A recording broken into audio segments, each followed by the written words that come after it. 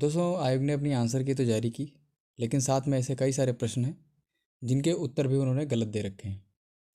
इससे हुआ क्या है कि जो लोग 128, 127 या फिर 130 क्वेश्चन सही कर रहे थे, उनके डायरेक्टली 5 से 6 क्वेश्चन घट गए हैं। ठीक है, तो उनके मार्क्स जो हैं वो 117, 118, 120 पे तक पहुंच गए हैं।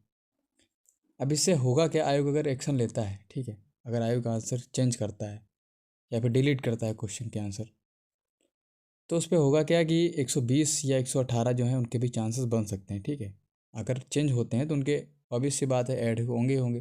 ठीक, क्वेश्चन जो भी उनके गलत हो रहे हैं बाद में सही हो जाएंगे।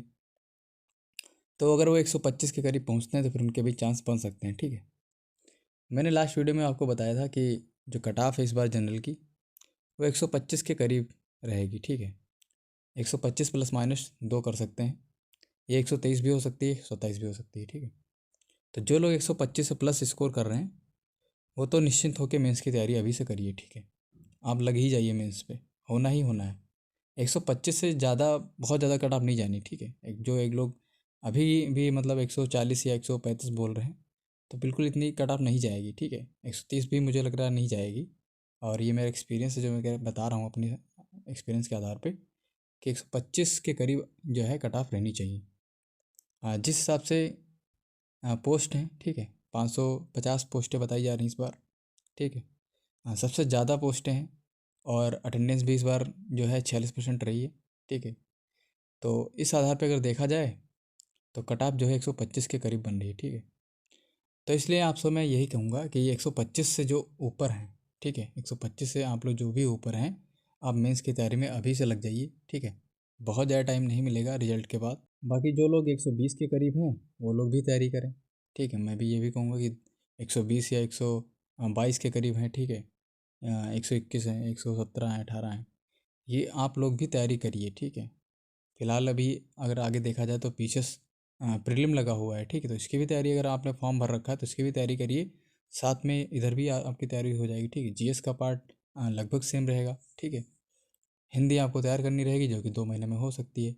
तो जब तक रिजल्ट नहीं आता है तब तक आप भी तैयारी करिए। ठीक है, निराश होने की ज़रूरत नहीं है।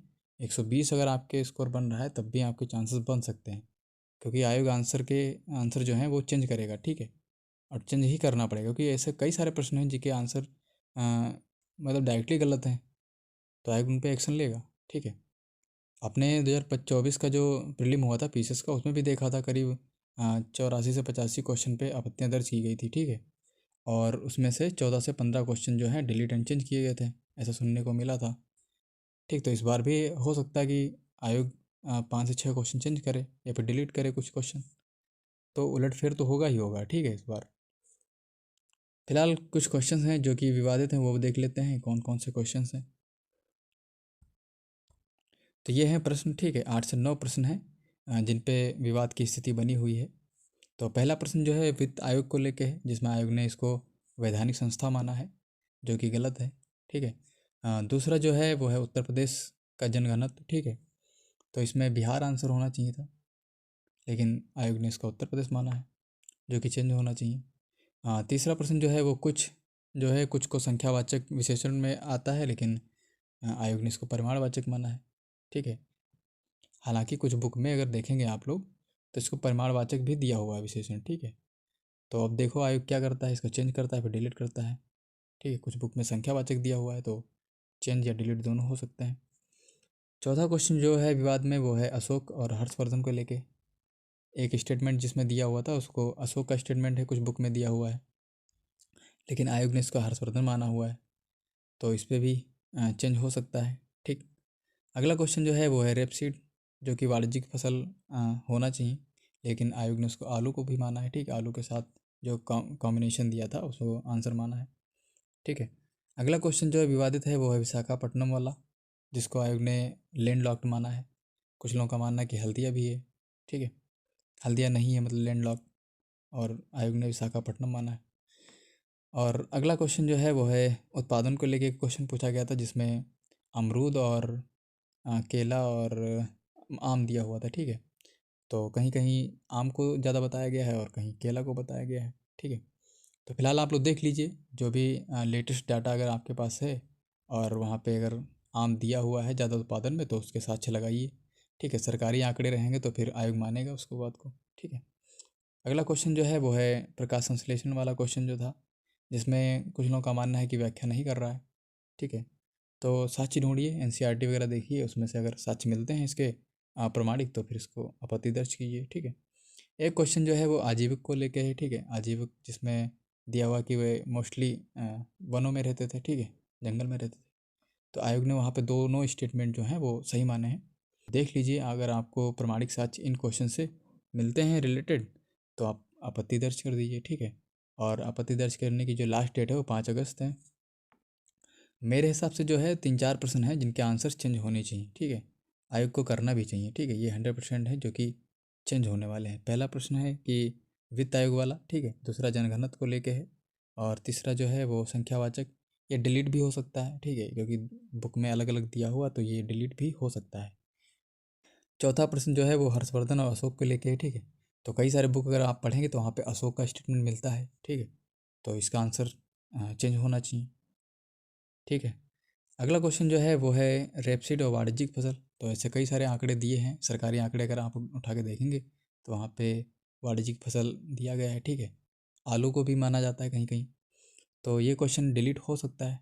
अगर आप आपत्ति दर्ज करेंगे और आयोग को लगेगा कि हाँ डिलीट करने वाला, तो डिलीट हो सकता है। ठीक है, तो ये कुछ प्रश्न हैं जिनके आंसर चेंज या डिलीट हो सकते हैं।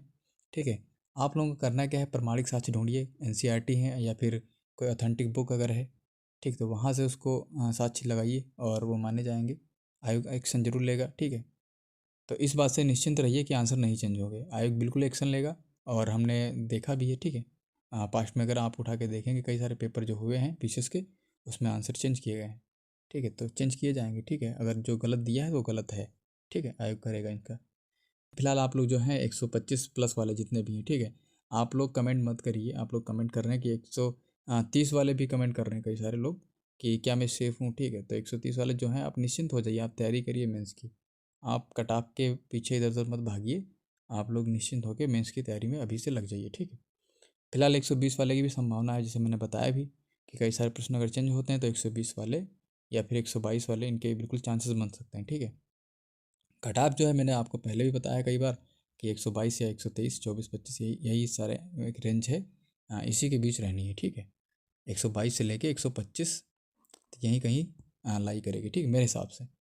हाँ, सटीक देखिए, सटीक कट ऑफ कोई नहीं बता सकता। ठीक, ना मैं बता सकता हूँ और ना कोई यूट्यूब पे बता सकता है कोई। ठीक है, सटीक कट ऑफ आपको आयोग ही बताएगा, वो भी रिजल्ट वाले दिन। ठीक है, तो सटीक कट ऑफ नहीं बताई जा सकती, लेकिन एक रेंज है जो आंकड़ा है। ठीक है, इस हिसाब से आप देख सकते हैं, आपको सेफ स्कोर 125 से प्लस जितने भी हैं वो सारे हैं। ठीक है, आप तैयारी करिए और निश्चित रूप से आपको सिलेक्शन होगा। ठीक है, फिलहाल आज की वीडियो में बस इतना ही। आपको कौन से प्रश्न जो है विवादित लगते हैं, आपको क्या लगता है कौन से प्रश्न चेंज होने चाहिए, आप कमेंट में बता सकते हैं, आप अपना ओपिनियन बता सकते हैं। ठीक है, तो मिलते हैं नेक्स्ट वीडियो में, तब तक के लिए धन्यवाद।